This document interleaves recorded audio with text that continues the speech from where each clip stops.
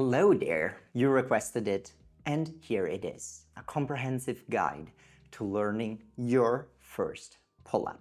In this video, you will learn the biomechanical basics of the pull-up and the differences between pull-up and chin-up, programming and periodization basics for the pull-up and not only, what assistance exercises to choose and why, how to program a 3-month plan to go from 0 upper body strength to your first pull-up or chin-up, all while using my awesome girlfriend as a case study.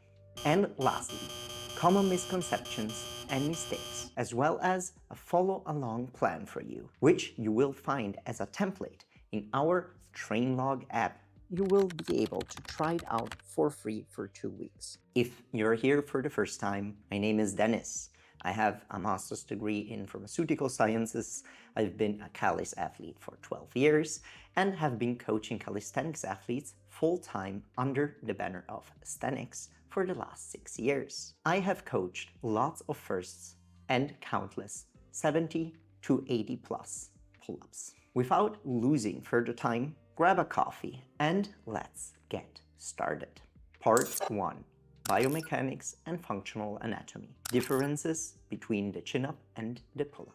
In order to really understand a movement and how to train it properly, it is important to understand at least some basics about its functional anatomy and biomechanics. I promise you, I won't bore you with theory too long. To keep things as simple as possible, we will focus only on 2 muscles, the latissimus dorsi, the prime mover, and the trapezius, which plays a big role in scapular control, the latissimus dorsi. When looking at training science, the latissimus dorsi usually gets divided in vertical and horizontal muscle fibers. If we look at the muscle, we can see how the fiber run from top here down this way, and others run more horizontally, and many somewhere in between. Depending on the fiber direction, they can generate force more optimally depending on their angle.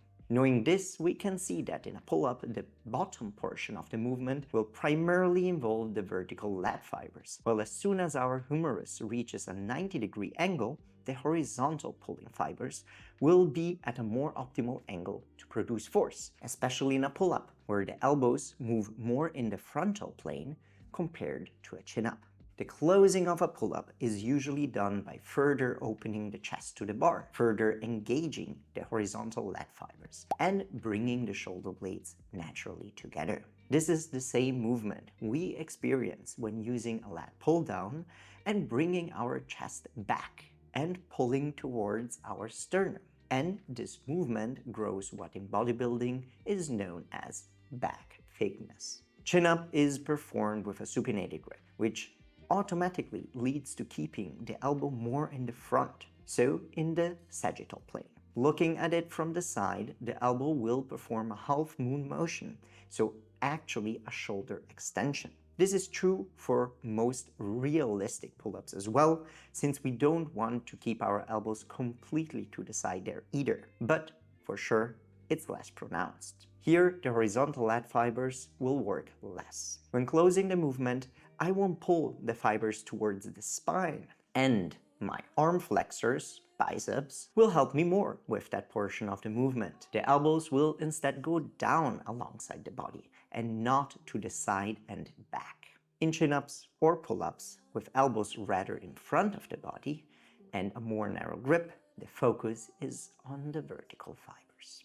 Now that we have understood the role of the latissimus dorsi, let's take a look at what the trapezius is doing. The trapezius is often ignored in movements like the pull-up, but it has an incredibly important role. It is made up of different parts: the upper part, the transversus, and the ascendens. One of their functions is to move our scapula. The upper part will pull our scaps up. The transversus will pull it together or inward, and the ascendens down and slightly inwards. Down is what we want when initiating the pull-up. The reason for this is to allow for a good scapulohumeral rhythm, which allows us to perform pull-ups safely. In theory, a pull-up with elevated scaps would actually make better use of the lats. But since we are hanging and given our position of the shoulder joint and scapulas, the risk of staying elevated outweighs the rewards here. One-arm variations like the kneeling one-arm lat pull-down are getting a lot of attention nowadays, exactly because they allow for that risk-free. More on that later. Of course, there are a lot of other muscles involved, such as the serratus, the levator scapula, the teres, and the rhomboids. We will leave these aside in the scope of this video for simplicity reasons. Part 2. How to perform a pull-up. Now that we understand the functional anatomy and basic biomechanics of the movement, let's take a look at how to actually perform a pull-up. We want to start by slightly depressing our shoulder blades. This is mostly for safety reasons. We don't want to retract. By doing so, we would shorten our lat fibers to begin with, bringing them in a weaker position. We don't want that there. Elbows slightly in front of the body to make the most of our vertical lat fibers. We often see rounding towards the bar on top of the pull-up. The reason for this is that the body tries to compensate by lengthening the lat, which is naturally brought into a shortened position on top, and scaps are naturally elevated to allow the lengthening, slightly increasing the risk of injury. Another compensation we often see is the legs going forward. This happens because the exhausted back plane recruits the front, being the abs, and bringing the legs forward, which ulteriorly aids the rounding motion mentioned before. If possible, we want to keep our legs in line most of the time to train our muscles in a shortened position as well. In competitions, we can use these compensation mechanisms to move more weight, but I wouldn't recommend using them over prolonged periods. Chin-up versus pull-up. Let's make this one quick. We like to teach the pull-up first, since it requires more coordination and technique. Once this is achieved in the pull-up, the chin-up comes very naturally, since it's more straightforward activation-wise. The strongest athletes in the pull-up are usually the ones that are extremely good in the lockout portion of the movement, meaning they are very explosive. The closing is harder in the pull-up compared to the chin-up, especially if the subject has short forearms or very big arms. Longer forearms will make it easier to adduct elbows in most cases, thus rounding less on top and allowing for the squeezing into the bar. The biceps can produce much force in this position, and this is the reason why most people can lift 5 to 10% more in the chin-up compared to the pull-up, where the closing is aided more by the biceps, and mostly the vertical lat fibers are used because of the elbow positioning. Exceptions are athletes that have more of the explosive fiber type, where differences between the two lifts are minor. One interesting aspect is the general difference between sexes, with girls generally having an easier time closing, probably due to humerus to forearm length ratio. How to start? Now that we know how a pull-up is performed and the muscles involved, we can start thinking about how to train it. To achieve a certain skill, like the pull-up in today's case, we need two things: a solid amount of tissue that can contract and neurological adaptation that allow for this targeted contraction. In the best case scenario, we contract the right tissue at the right time in the right position to avoid compensations by muscles that might want to take over in certain individuals, but shouldn't be the primary movers for the specific skill. This is all grossly simplified, but you get the point. In short, learn a movement pattern, repeat the movement pattern, get stronger in the movement pattern, add tissue to the muscles involved in the movement pattern. Easy, right?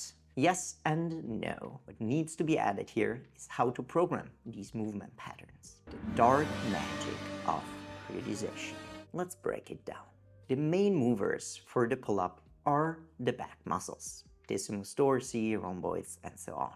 We know that the average human will usually maintain his back muscles with 8 sets per week, grow them with 10 sets per week, for sure grow them with 14 to 22 sets per week, and usually can't recover with 25 plus sets per week. These are guidelines, and they can differ greatly. It never hurts to start with too little. This way, you can always do more in the future when it's not working. It's clearly more fun than having to do less at a certain point. So we have our weekly volume down. Now, when is a set a set? There are different definitions, but we generally define a set as an effective set when you are 3 reps shy of failure or less. Technical failure, this is, at least for hypertrophy. For technical work, at least in the beginning, the reps in reserve can be much higher. Why is this important? Because 99% of the people I see in the gym trying to learn the pull-up do too much and do it badly. Frequency, 2 to 3 times a week. Repetition is important. Rest is important as well. How many reps? It depends on the work done. Very technical lifts, like a banded pull-up, will be kept in a lower rep range with a lot of margin, reps in reserve, in the beginning. A lot of high quality, high rep work will be done in assistance exercises to learn both humeroscapular rhythm, activation of the lat in different planes, and simply learn to activate and start damaging and therefore rebuilding tissue. Well, those were lots of fancy words and theory. How does this translate to reality? Well, this is where Marie comes into play. Here is Marie 8 years ago. She's a runner, skinny, has never trained upper or lower body in the gym. Her knee hurts from running, so she needs a new goal. So she tries the weird sport her boyfriend spends all day doing and sets a goal, learning the first pull-up. Of course, Marie had a favorable starting point. Being on the light side always helps. If you're on the heavier side, you can still do all the exercises that I will mention in this section of the video, but you will need to pair it with a caloric deficit to make the journey easier, avoid injury risk, and reach your goal sooner. I won't go into more detail about nutrition here today. The exercises of choice with the pros and cons are ring rows. Pros: freedom of movement. Ring rows allow you to find a way to perform the movement based on how they feel good for you. Scalable through height of rings, hip position, feet position. They have the same scapular movement pattern as the pull-up.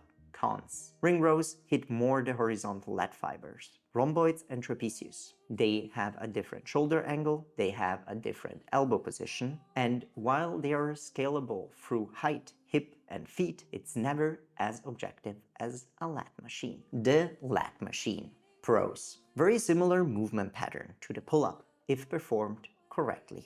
Extremely easy to scale objectively. Cons: gym often have shit bars. You really need to focus on performing it like a pull-up to make it particularly useful. This is an example. Either way though, muscle mass will help. Some people might find doing repetitive gym machines unappealing. They are effective though. Scapular activations, banded. Pros: learn to activate the scaps correctly. Passive to active hang and passive hang to a 120-degree hang, just like this. Cons: I guess they're boring, deal with it. Banded pull-ups. These should only be done once the scap activations are very good. Find a band that allows for 4 to 6 half run pull-ups. The band shouldn't lift more than 30% of your body weight. For a 50 to 60 kg individual, you could, for instance, use the Gornation medium band. Use Stand Extend for 10% off there. Some other examples of exercises you could do are hanging, some bicep curl variations, especially for chin-up conditioning, and some fancier pull variations, like pulley, unilateral pulley, one-arm lat pull down, to insert as variations if you are plateauing. Just make sure you don't change exercises too quickly. But at the end of the video, you will have a plan that you can simply follow. So if you're still around here, please leave us a like and share if you're enjoying this video.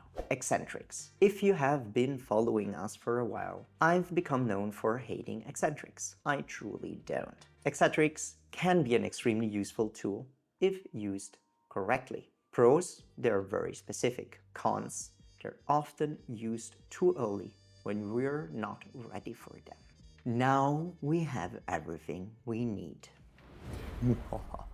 Let's take our cute little collection of exercises and spread the exercises out over the course of the week. For example, on Monday, activation work, lat pull down, ring rows. On Wednesday, some technical work. On Friday, activations, lat pull downs, and ring rows. Then let's add set and reps. And of course, that's not enough. We'll have to look on how we can improve those week by week, because without progressive overload, nothing will happen. To do so, we have created some templates on our new Trainlog app. The app will launch in a few weeks, and you will be able to try it out for free for 2 weeks. You will find these templates there. Give them a look. You will find them here at the bottom under templates. If you scroll down, you will find first pull-up M1. You just click on that and you will have 5 weeks of program already programmed for you. These programs are highly autoregulative. This means you will be given the number of sets, a rep range usually, and an RPE to hit. RPE stands for rate of perceived exertion. It means that you have to keep a certain amount of reps in reserve. An RPE 7 means 3 reps reserve. Let's look at the program of first pull-up M1 week 1. On day 1, you will do scapula pull-ups. You will do 3 sets of 2 reps with 15 kgs of assistance. Of course, you can use a higher assistance here if you need it, or no assistance if you don't need it. The RPE that you want to hit after the second rep in the first set is an RPE 7. It needs to feel very easy. Afterwards, you want to do lat pull downs. Here, you will do 3 sets of 12 to 15 reps with a load that allows you to do 15 reps at an RPE 7 in the first week. The rest time will be of 2 minutes and the time under tension will be 0100, meaning 0 seconds eccentric, 1 second isometric at the bottom, 0 seconds concentric, and 0 seconds pause afterwards. Next exercise are ring rows. An easy way to set up ring rows is using standards like this. Rings at stomach height, hips under the bar, to make it easy enough to hit a 9 to 12 rep range at an RPE 7. Here you want to focus on a slow concentric to be sure that you're activating your scapulas correctly, as shown in the tutorials before. The easy bar curls at the end are auto-regulated as well, in a 9 to 12 rep range, hitting an RPE 8 and hitting an RPE 10 for as many reps as possible in the second set. Do a 3-second eccentric to get the most out of this exercise. Do a 3 seconds eccentric to really squeeze out the most out of your biceps in this exercise. On the third day, you will do scapula pull-ups with a higher assistance than on the day 1, and you will do pull-ups with 25 kg assistance max. Never go above 25 or 30 kgs depending on your weight. If you need bigger loop ends than that, just leave them out for this day. It needs to be very easy technical singles for 3 sets. 5th day is very similar to the first day in the first mesocycle. Over the weeks, you will add volume, you will train at higher intensities and hit higher RPEs. Once you have completed the first mesocycle, you can enter the second mesocycle. Here, you will have much more specific work. As you can see here, we're actually doing pull-ups for 4 sets of 1 rep with 20 kg assistance, so a lower assistance than usual. You want to choose an assistance that allows for 3 to 4 consecutive reps, both on day 1 and on day 5. On day 3, you will actually only do scapula pull-ups now. Over the weeks, you will add sets to the singles of the pull-up. They should always feel very technical and easy. Heavy work is done on the assistance work. The third mesocycle, depending on how well you have performed at the end of the second mesocycle, you can already start adding reps to your assisted pull-ups on the first day. You will actually work on adding reps slowly to the single sets in the first day, while on the last day you will actually use lower assistance, 15 kgs for example, and do singles again. And this is how you get your first pull-up. Ta-da! As with the one-arm pull-up video, we have achieved this one without eccentrics. They can be a powerful tool to achieve the first one if we see someone struggling. The time to add them is once the light loop singles have reached 3+ reps and we know we can safely lower ourselves in a slow 6+ second eccentric. Don't overdo them and keep the volume low. Maximum 3 to 6 sets of singles per week as heavy work priming before the light banded work. Over the weeks, slowly add reps. Once a few consecutive eccentrics have been achieved, you should be able to do your first pull-up.